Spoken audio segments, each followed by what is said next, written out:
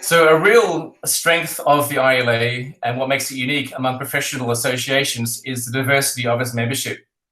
So unlike most associations, the ILA counts among its members scholars and practitioners and educators. And for someone interested in leadership, it's actually a fantastic environment to understand the nature and practice of leadership. Because of course, leadership is something that's not just theory, it's not just practice, there's a deep interplay between the two. And for that, you need scholars, you need practitioners, and you need the folk who seek to educate the next generation of leaders. So for those reasons, the ILA is a really great environment for someone who wants to live and breathe the scholarship and practice of leadership.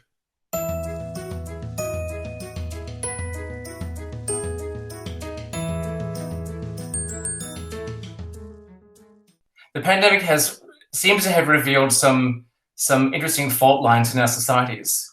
And these fault lines suggest that leadership is more important than it's ever been, really.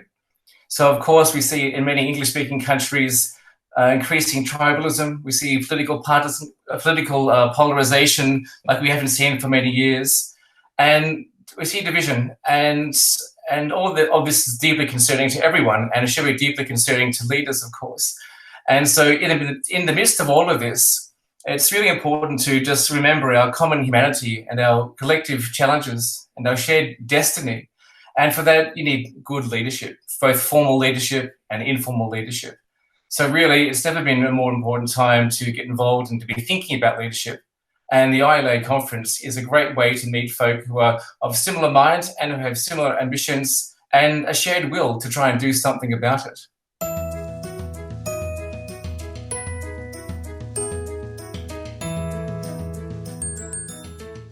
Really looking forward to this year's event for a number of reasons. Not having to experience jet lag throughout the whole experience of the conference is not chief among them, but certainly important.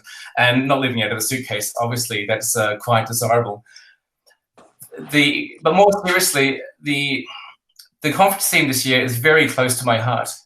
So a core part of the conference theme this year is understanding the nature of the greater good and leadership for the greater good across a variety of institutions, all with the aim of trying to bring about a more sustainable, equitable world.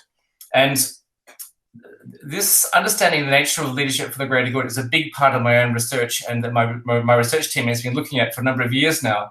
So I'm really looking forward to understanding what my colleagues from around the world think about the notions of the greater good and leadership for the greater good. It's one of those topics whose time has really come. It's difficult to understand really what the greater good means and how we should actually enact it through leadership.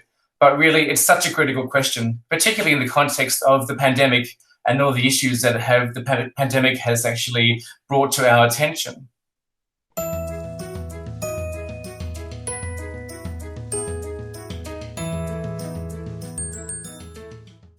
In the session that I'll be presenting on, called Perspectives on Leading at the Edge, I'll be presenting some work that my colleagues and I have been working on for the last 3 years now on the public perception of leadership for the greater good in Australia. In particular, we look at what the public thinks about leadership for the greater good in the government sector, business sector, and the not-for-profit sector. And we've been measuring and tracking these public perceptions for almost 3 years now. Our research has revealed some really fascinating insights as well, both about the trends in these perceptions of leadership for the greater good, as well as the underlying drivers of leadership for the greater good in different sectors. And basically, what I'll be sharing with my colleagues and everyone who attends the conference is a sense of what the state of leadership for the greater good seems to be in Australia, some trends over time, some key drivers, and some key insights about what we can do to improve the greater good both in Australia and internationally.